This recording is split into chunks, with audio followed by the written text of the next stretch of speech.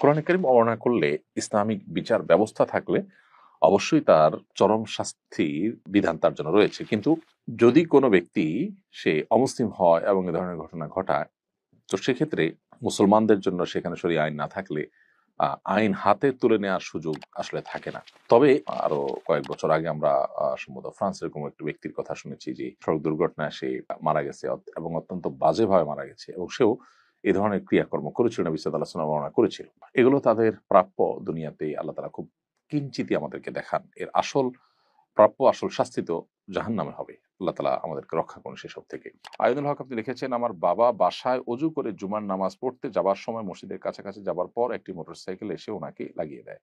হাসপাতালে নেওয়ার পর তিনি মারা যান। বাবা শহীদের মর্যাদা পাবেন কিনা? বাবার জন্য দোয়া করবেন। ভাই আইনুল হক, আপনার বাবার জন্য অবশ্যই মনে প্রাণে দোয়া করি। আল্লাহ তাআলা আপনার বাবাকে পরিপূর্ণ শাহাদাতের মর্যাদা দান করুন। আর হ্যাঁ, তিনি অবশ্যই শাহাদাতের মর্যাদা পাবেন। কারণ নবী সাল্লাল্লাহু আলাইহি ওয়াসাল্লাম ৫ শ্রেণীর মানুষকে যে শাহাদাতের মর্যাদা পাবেন বলেছেন, তাদের মধ্যে থেকে এক শ্রেণীর মানুষ হলেন যিনি কোনো কিছুর নিচে দেয়াল চাপা দিয়ে ইত্যাদিতে মারা গেছেন। তো এখানে বাইকের নিচে পড়ে বা আঘাত খেয়ে তিনি মারা গেছেন। এই আকস্মিক মৃত্যু আশা করা যায় তাকে শাহাদাতের মর্যাদা এনে দিবে।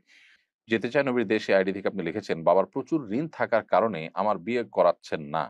ঋণ থাকা অবস্থায় বিয়ে করা কি জায়েজ? যদি আমি জেনা থেকে বাঁচতে গোপনে বিয়ে করি, সেটা কি বিয়ে বলে গণ্য হবে? আপনি যদি ছেলে হয়ে থাকেন, প্রাপ্তবয়স্ক হয়ে থাকেন এবং জেনা থেকে বাঁচার জন্য বিয়ে ছাড়া কোনো বিকল্প পথ আপনার সামনে না থাকে, তাহলে সেক্ষেত্রে এটা করলে আপনার জেনার মধ্যে গণ্য হবে না। তবে সেই সাথে এও বলব যে জেনার পরিবেশ থেকে নিজেকে বাঁচাবার জন্য আপনি সংগ্রাম করেন। সেটি করে আপনি নিজেকে বাঁচাবার চেষ্টা করবেন। এটা হলো আপনার ১ম পদক্ষেপ। সেই পদক্ষেপে যদি আপনি সাকসেস না হন এবং সেটা যদি আপনার জন্য দুঃসাধ্য হয়, তাহলে সেক্ষেত্রে আপনি বিবাহের উদ্যোগ নিতে পারেন।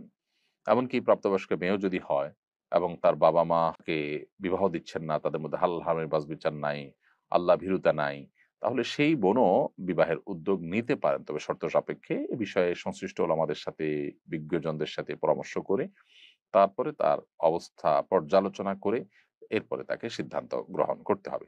মাহফিলের পোস্টারে বক্তাদের ছবি প্রিন্ট করা সঙ্গত মনে করেন কিনা? মানুষের ছবি, এটা ফটোগ্রাফিক্যাল ছবি তোলাকে অনেক ওলামা একরাম জায়েজ বলেন, কিন্তু প্রিন্ট করে এটাকে যখন আপনি কাগজে বা আ এটার শরীরী রূপ যখন আপনি দিবেন, তখন সেটা জায়েজ নয়, সেটা কিন্তু নাজায়েজ। এবং এই ব্যাপারে ওলামা একরামের তেমন কোনো ভিন্ন মত নেই। একান্ত নিরুপায় হলে তখন জায়েজ আছে। যেমন আপনি পাসপোর্ট বানাবেন কিংবা কোনো আইডি কার্ডের জন্য যদি প্রয়োজন হয়, সেটি জায়েজ আছে। কিন্তু মাহফিলের পোস্টারে বক্তাদের ছবি প্রিন্ট করা, এটা তো কোনো প্রয়োজনীয় কাজ, একান্ত প্রয়োজনীয় কোনো কাজের মধ্যে পড়ে না। যার কারণে এটাকে ব্যক্তিগতভাবে আমি সমর্থন করি না। অনেক ক্ষেত্রে আমাদের ছবিও কেউ প্রিন্ট করে, সেটা আমাদের অনুমতি ছাড়া। আমরা সেটা যদি জানতে পারি তাদেরকে নিষেধ করি সাধারণত।